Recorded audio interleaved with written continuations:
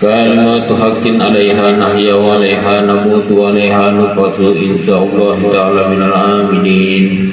الفاتحة إلى سيدنا وحبيبنا وشفينا رسول الله محمد بن عبد الله صلى الله عليه وسلم، ثم إلى أرواح كافة آبائه وإخوانه من الأنبياء والمرسلين وأهل كل منهم وصحابة أجمعين، ثم إلى أرواح ساداتنا أبي بكر الصديق وعمر وعثمان وعلي وكافة الأشراف المبشرين بالجنة، ثم إلى أرواح سيداتي حبابتي فاطمة الزهراء وسيداتي حبابتي خديجة الكبرى وسيداتي حبابتي عائشة الرضا وسيدنا إمام حسن ومولانا الحسين وسيدنا حمزة والعباس وسيدنا عبد الله بن العباس، ثم إلى أرواح كافة أهل البدر وأهل الأحد وأهل الحديبية وجميع أهل بيت رسول الله وأصحاب رسول الله وأحباب رسول الله وذرية رسول الله، ثم إلى أرواح سيدنا إمام علي زين العابدين وسيدنا إمام جعفر الصادق وسيدنا إمام علي الأوليدي وسيدنا إمام موسى الكاظم وسيدنا علي رضا وسيدنا محمد الناكب وسيدنا عيسى الناكب وسيدنا المهاجر إلى الله وإلى رسول أحمد بن عيسى وسيدنا عبيد الله بن أحمد بن عيسى وسيدنا علوي بن عبيد الله وسيدنا محمد بن علوي وسيدنا علوي بن محمد وسيدنا علي خليل قسم وسيدنا محمد صاحب مربد وسيدنا علي بن محمد وسيدنا الأستاذ الأعظم الفاقه المقدم محمد بن علي بعلوي وأصولهم وفروعهم وجميع ساداتنا علي أبي علوي، ثم إلى سيدنا الحبيب علي الغيور الفاقه وإخوته وسيدنا الحبيب علي بن علوي الفاقه وسيدنا الحبيب محمد مولى الدويلة وسيدنا المقدم ثاني الحبيب عبد الرحمن سقاب وسيدنا عمر المحضر وسيدنا الحبيب أبو بكر بن عبد الرحمن سقاب وسيدنا الحبيب عبد الله بن عبد الرحمن سقاب وإخواتهم الجميع وأصولهم وفروعهم، ثم إلى سيدنا الحبيب علي بن أبو بكر سكران وسيدنا الحبيب أحمد بن أبو بكر سكران وسيدنا الحبيب عبد الله بن أبو بكر سكران وإخواتهم الجميع وأصولهم وفروعهم، ثم إلى سيدنا الحبيب أبو بكر الأدني والحبيب عبد الرحمن بن عبد الله والحبيب عبد الله بن عبد الرحمن والحبيب سالم وسيدنا الحبيب أحمد بن علوي بجهدب، ثم إلى سيدنا الحبيب أحمد شهاب الدين والحبيب قطبي بحر الوجود سيدنا شيخ أبو بكر بن سالم وآله والحبيب آجل وإخواتهم الجميع وأصولهم وفروعهم، وسيدنا الحبيب حسين بن شيخ أبو بكر بن سالم، ثم إلى سيدنا الحبيب عبد الرحمن مولى أرس، ثم إلى سيدنا الحبيب أحمد بن محمد الحبسي مولى سيئب، ثم إلى سيدنا الحبيب يوسف بن عبد الحسني وسيدنا شيخ عمر بن مخرمة والحبيب أحمد بن حسين والحبيب سالم بن أحمد بن حسين، ثم إلى سيدنا قطب الأنفاس الحبيب عمر بن عبد الرحمن العطاس وشيخ علي بن عبد الله باروس وأصولهم وفروعهم، وسيدنا قطب الإرشاد وغوث العباد والبلاد الحبيب عبد الله بن علوي بن محمد الحدث وإبراهيم وأصولهم وفروعهم، وسيدنا الحبيب أحمد بن جن الحفظي، ثم إلى سيدنا الإمام قطبي سمداني شيخ عبد القادر الجيلاني وأصولهم وفروعهم، أن الله يولي درجاتهم في الجنة ويعيد علينا من بركاتهم وأسرارهم وأنوارهم وعلومهم في الدين والدنيا والآخرة بسر الفاتحة. الحمد لله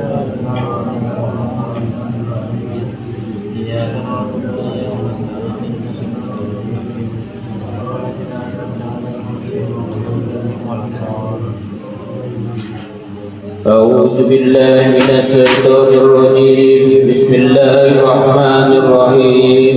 ياسين والقرآن الحكيم إنك لمن المرسلين على صراط مستقيم.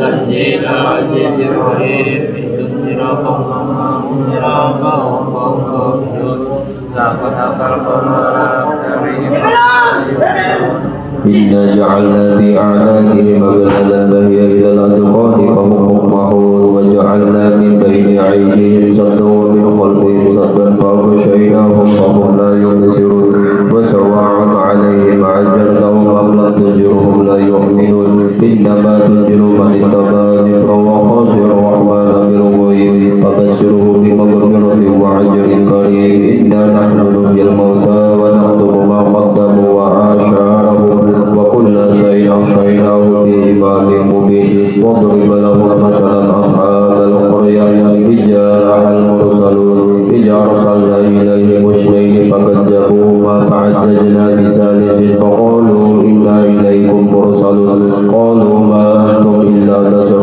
مثلنا وما أنزل الرحمن من شيء إن أنتم إلا تكذبون قالوا ربنا يعلم إنا إليكم لمرسلون وما علينا إلا البلاغ المبين. قالوا إنا تطيرنا بكم لئن لم تنتهوا لنرجمنكم وليمسنكم منا عذاب أليم. قالوا طائركم معكم إن تذكرتم بل أنتم قوم مسرفون.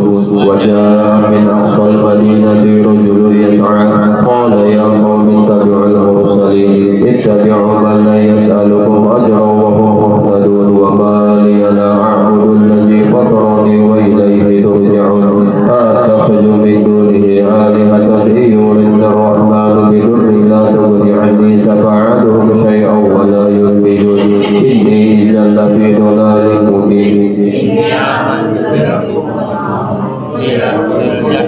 قال يا ليت قومي يعلمون بما غفر لي ربي وجعلني من المقربين. وما أنزلنا على قومه من بعده من جند من السماء وما كنا منزلين إن كانت إلا صيحة واحدة فإذا هم خامدون. يا حسرة على العباد ما يعدهم من رسول إلا كانوا به يستعجلون.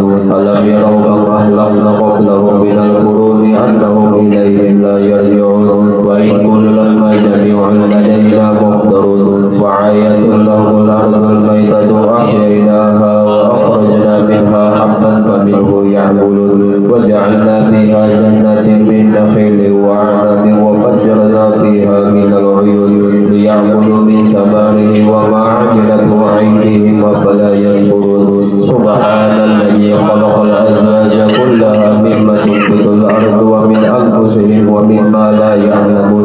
وآية لهم الليل نسلخ منه النهار فإذا هم مظلمون. والشمس تجري لمستقر لها ذلك تقدير العزيز العليم. والقمر قدرناه منازل حتى عاد كالأرجون القديم. والشمس ينبغي لها أن تدرك القمر ولا الليل سبيق النهار وكل في فلك يسبحون. وآية لهم أنا حملنا ذريتهم بالفلك المشحون وخلقنا لهم من مثله ما يركبون. وإن نشأ فلا صريخ لهم ولا هم ينقذون إلا رحمة منا ومتاعا إلى حين. وإذا قيل لهم اتقوا ما بين أيديكم وما خلفكم لعلكم ترحمون. وما تأتيهم من آية من آيات ربهم إلا كانوا عنها مؤمنين. وإذا قيل لهم أنفقوا مما رزقكم الله قال الذين كفروا للذين آمنوا أنطعم من لو يشاء الله أطعمه إن أنتم إلا في ضلال مبين. ويقولون متى هذا الوعد إن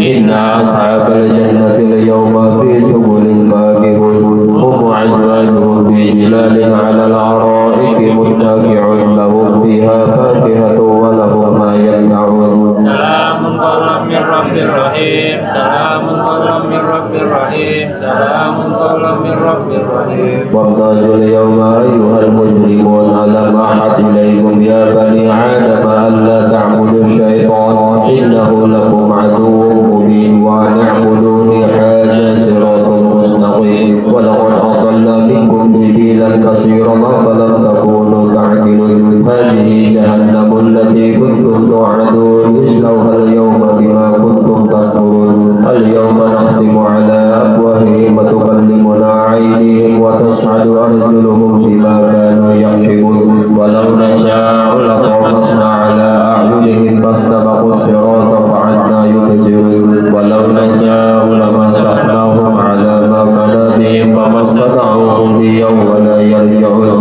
ومن نؤمره ننفسه في الخلق أفلا يعقلون وما علمناه الصر وما ينبغي له إن هو إلا ذكر وقرآن مبين لينذر من كان حيا ويحق القول على الكافرين أولم يروا أنا خلقنا لهم مما عملت أيدينا أنعاما فهم لها مالكون وجللناها لهم فمنها ركوبهم ومنها يعملون ولهم فيها منافع ومشارب أفلا يشكرون من دون الله آلهة لعلهم ينصرون لا يستطيعون نصرهم وهم لهم جند محضرون فلا يحزنك قولهم إنا نعلم ما يسرون وما يعلنون أولم يرى الإنسان أنا خلقناه من نطفة فإذا هو خصيم مبين وضرب لنا مثلا ونسي خلقه قال من يحيي العظام وهي رميم قل يحييها الذي أنشأها أول مرة وهو بكل خلق عليم الذي جعل لكم من الشجر الأخضر نارا فإذا أنتم منه تعقلون أوليس الذي خلق السماوات والأرض بقادر على أن يخلق مثلهم بلى وهو الخلاق العليم إنما أمره إذا أراد شيئا أن يقول له كن فيكون فسبحان الذي بيده ملكوت كل شيء وإليه ترجعون بسم الله الرحمن الرحيم Assalatu wassalamu ala asrafil anbiya'i wal mursalin wa ala alihi wa sahbihi ajma'in. Allahumma inna nasta'fiduka wa nasta'udiuka dinan wa anfusana wa ahlana wa auladana wa amwalana wa kulla shay'in a'taitana. Allahumma ja'alna fika nabika wa amanika wa jiwarika wa iyadika min kulli shaytanin marid wa jabbarin anik wa ja'inin wa jibakin wa min syarri kulli syarri innaka ala kulli syai'in qadir.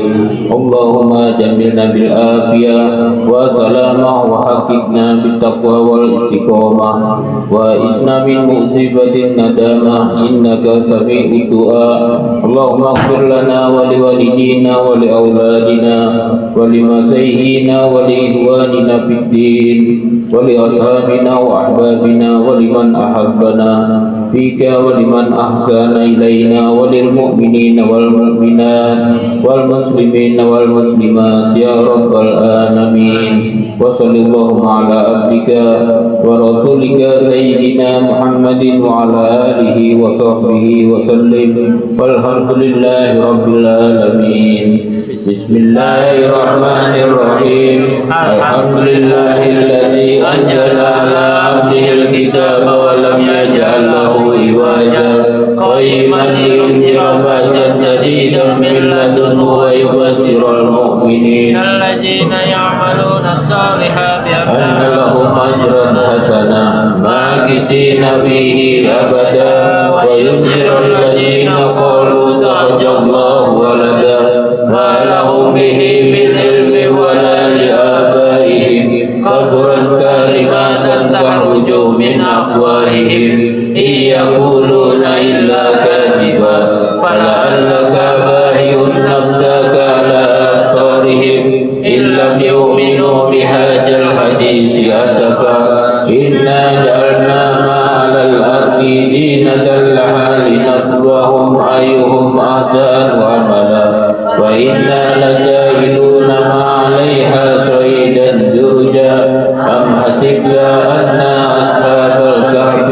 والرقيب كانوا من آياتنا عجبا إذ أوى الفتيان إلى الكهف فقالوا ربنا آتنا من لدنك رحمة وهيئ لنا من أمرنا رشدا. الفاتحة لصاحب الرضيق وإلى حضرة النبي سيدنا محمد صلى الله عليه وسلم بسر الفاتحة. أعوذ بالله. بسم الله الرحمن الرحيم الحمد لله رب العالمين الرحمن الرحيم مالك يوم الدين إياك نعبد وإياك نستعين اهدنا الصراط المستقيم صراط الذين أنعمت عليهم غير المغضوب عليهم ولا الضالين آمين. الله لا إله إلا هو الحي القيوم لا تأخذه سنة ولا نوم له ما في السماوات وما في الأرض من ذا الذي يشفع عنده إلا بإذنه يعلم ما بين أيديهم وما خلفهم ولا يحيطون بشيء من علمه إلا بما شاء وسع كرسيه السماوات والأرض ولا يؤوده حفظهما وهو العلي العظيم.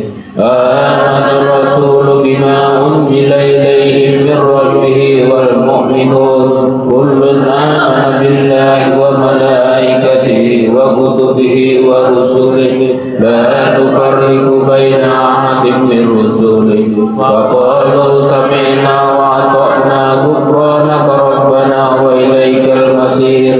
لا يكلف الله نفسا إلا وسعها لها ما كسبت وعليها ما اكتسبت ربنا لا تؤاخذنا إن نسينا أو أخطأنا ربنا ولا تحمل علينا إصرا كما حملته على الذين من قبلنا ربنا ولا تحملنا ما لا طاقة لنا به واعف عنا واغفر لنا وارحمنا أنت مولانا فانصرنا على القوم الكافرين. لا إله إلا الله وحده لا شريك له له الملك وله الحمد يحيي ويميت وهو على كل شيء قدير. لا إله إلا الله وحده لا شريك له له الملك وله الحمد يحيي ويميت وهو على كل شيء قدير. لا إله إلا الله وحده لا شريك له يميت وهو على كل شيء قدير. سبحان الله الحمد لله ولا إله إلا الله والله أكبر.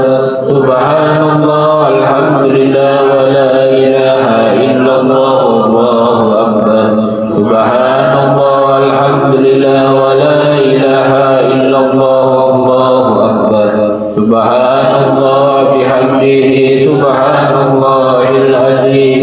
سبحان الله بحمده سبحان الله العظيم. سبحان الله بحمده سبحان الله العظيم. ربنا اغفر لنا وتب علينا إنك أنت التواب الرحيم. ربنا اغفر لنا وتب علينا إنك أنت التواب الرحيم. ربنا اغفر لنا وتب علينا إنك أنت التواب الرحيم. اللهم صل على سيدنا محمد اللهم صل عليه وسلم. اللهم صل على سيدنا محمد اللهم صل عليه وسلم.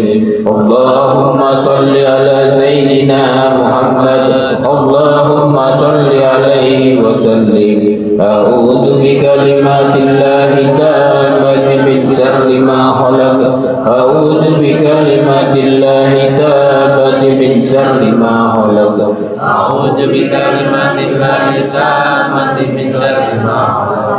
بسم الله الذي لا يضر مع اسمه شيء في الأرض ولا في السماء وهو السميع العليم. بسم الله الذي لا يضر مع اسمه شيء في الأرض ولا في السماء وهو السميع العليم. بسم الله الذي لا يضر مع اسمه شيء في الأرض ولا في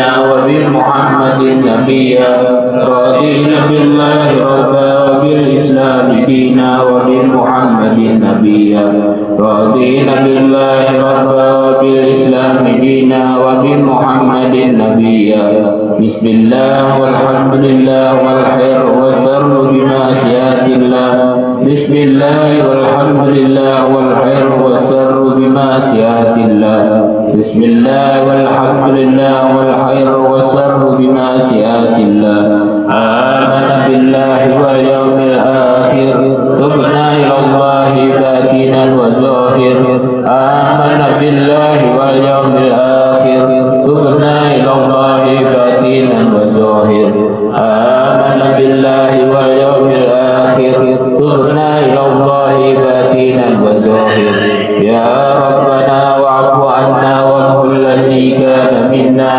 يا ربنا واعف عنا وامحو الذي كان منا يا ربنا واعف عنا وامحو الذي كان منا يا ذا الجلال والإكرام متنا على دين الإسلام يا ذا الجلال والإكرام متنا على دين الإسلام يا ذا الجلال والإكرام متنا على دين الإسلام يا ذا الجلال والإكرام متنا على دين الإسلام يا ذا الجلال والإكرام متنا على دين الإسلام يا ذا الجلال والإكرام متنا على دين الإسلام يا ذا الجلال والإكرام متنا على دين الإسلام يا قوي يا متين اكفي شر الظالمين Ya Qawiyu ya Matin ikfi syarra zalimin Ya Qawiyu ya Matin ikfi syarra zalimin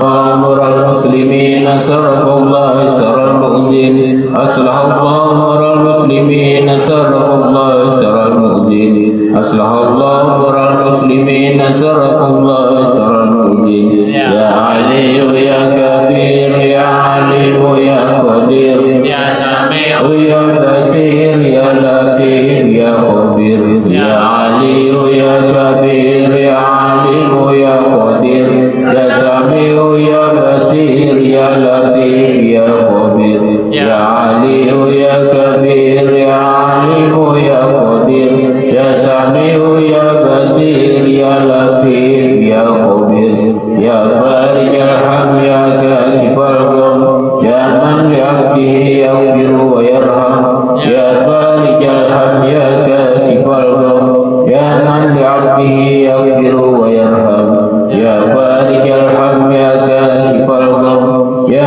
من بعبده يغفر ويرحم أستغفر الله رب البرايا أستغفر الله من الخطايا أستغفر الله رب البرايا أستغفر الله من الخطايا أستغفر الله رب البرايا أستغفر الله من الخطايا أستغفر الله رب البرايا أستغفر الله من الخطايا لا إله إلا الله لا إله إلا الله La ilaha illallah لا إله إلا الله لا إله إلا الله لا إله إلا الله لا إله إلا الله لا إله إلا الله لا إله إلا الله لا إله إلا الله La ilaha إلا الله لا إله إلا الله لا إله إلا الله لا إله إلا الله لا إله إلا الله لا إله إلا الله لا إله إلا الله سيدنا محمد رسول الله صلى الله عليه وسلم وشرف وكرم ومجد وعظم ورضي الله تعالى عن أهل بيته الطيبين الطاهرين وأصحاب الأكرمين وأزواجه طاهرات أمهات المؤمنين والتابعين لهم بإحسان إلى يوم الدين وعلينا معهم وفيهم برحمتك يا أرحم الراحمين بسم الله الرحمن الرحيم قل هو الله أحد لم يلد ولم يولد ولم يكن له كفوا أحد بسم الله الرحمن الرحيم قل هو الله أحد الصمد لم يلد ولم يولد ولم يكن له كفوا أحد بسم الله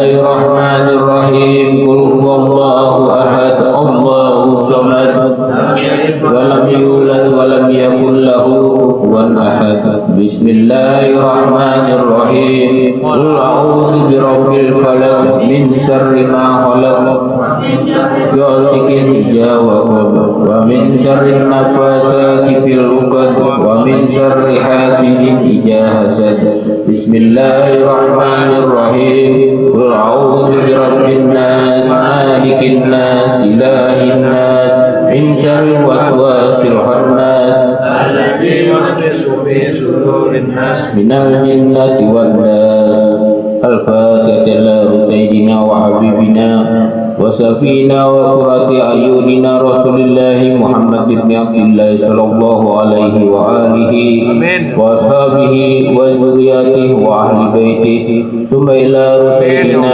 المهاجر إلى الله أحمد بن عيسى وسيدنا الأستاذ الأعظم الفاتح المقدم محمد بن علي بألوي وأصولهما وفروعهما وجميع علي بألوي ثم إلى أرواح ساداتنا صوفيات المحققين والعلماء العاملين أينما كانوا من مشارق الأرض إلى مغربها أن الله يولي درجاتهم في الجنة ويريد علينا من بركاتهم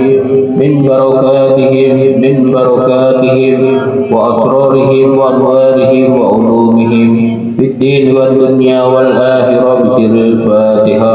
أعوذ بالله من الشيطان الرجيم بسم الله الرحمن الرحيم الحمد لله رب العالمين الرحمن الرحيم مالك يوم الدين إياك نعبد وإياك نستعين اهدنا الصراط المستقيم صراط الذين أنعمت عليهم غير المغضوب عليهم ولا الضالين آمين. الفاتحة وبالخصوص إلى روح سيدنا قطب الإرشاد وغوث العباد والبلاد الحبيب عبد الله بن علوي بن محمد الحبيب صاحب الرقيب ووصوله وفروئه أن الله يولي درجاته في الجنة ويعيد علينا من بركاته وأسراره وأنواره وعلومه في الدين والدنيا والآخرة بسر الفاتحة.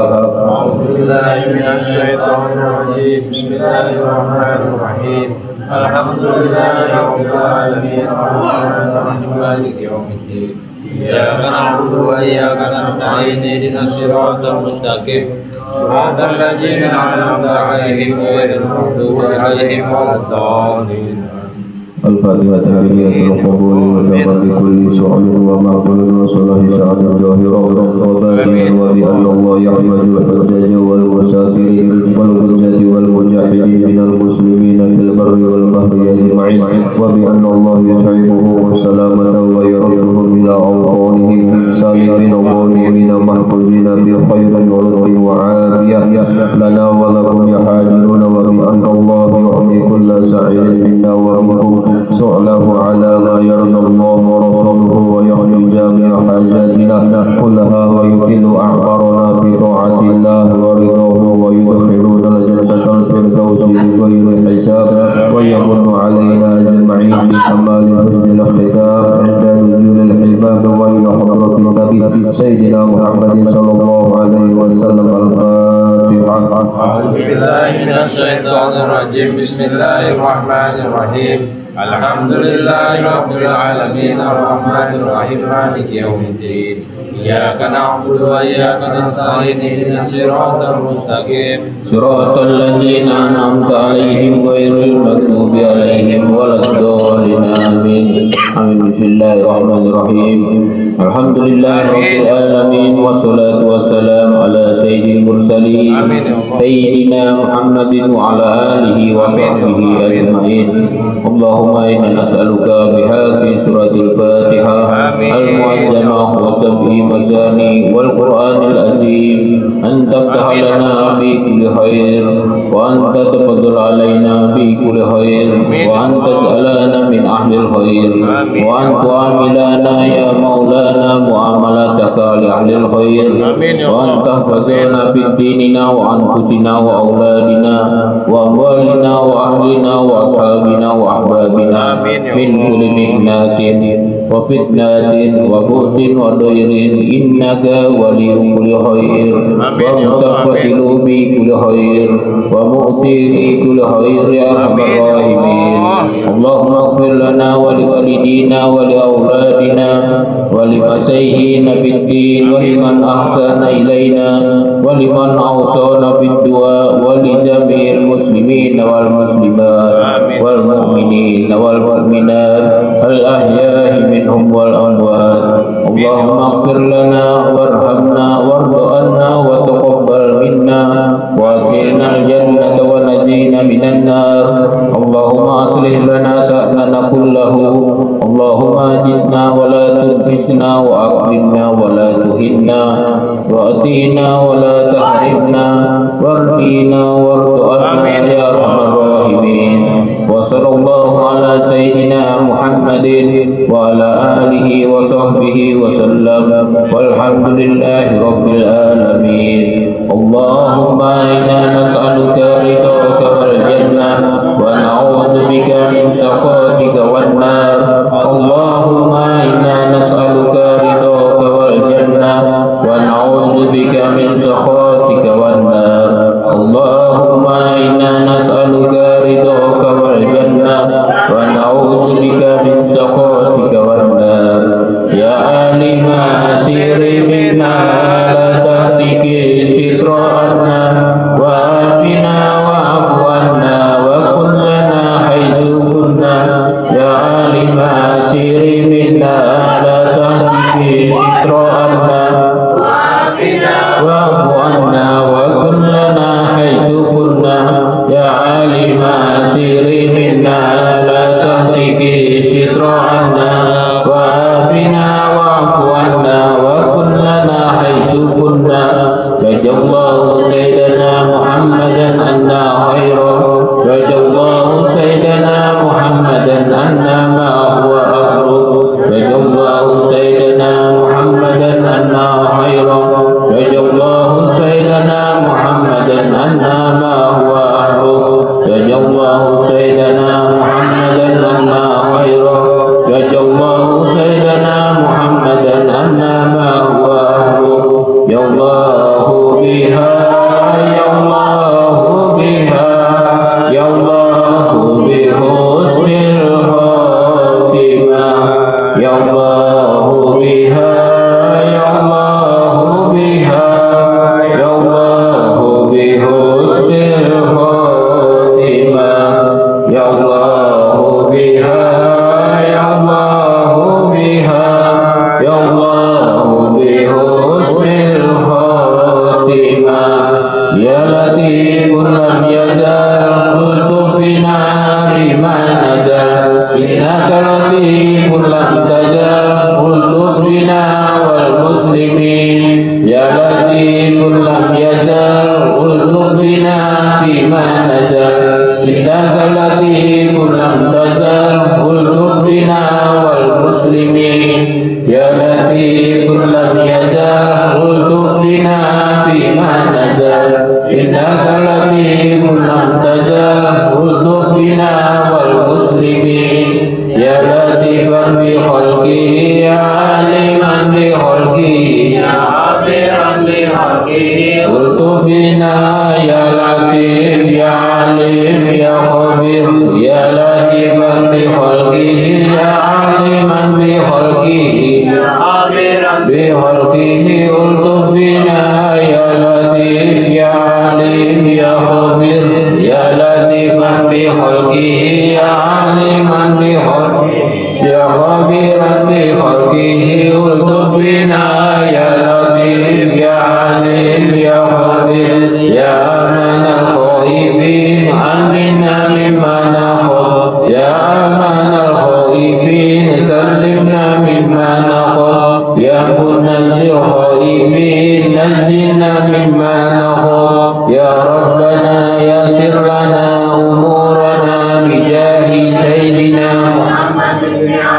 يا ربنا يسر لنا أمورنا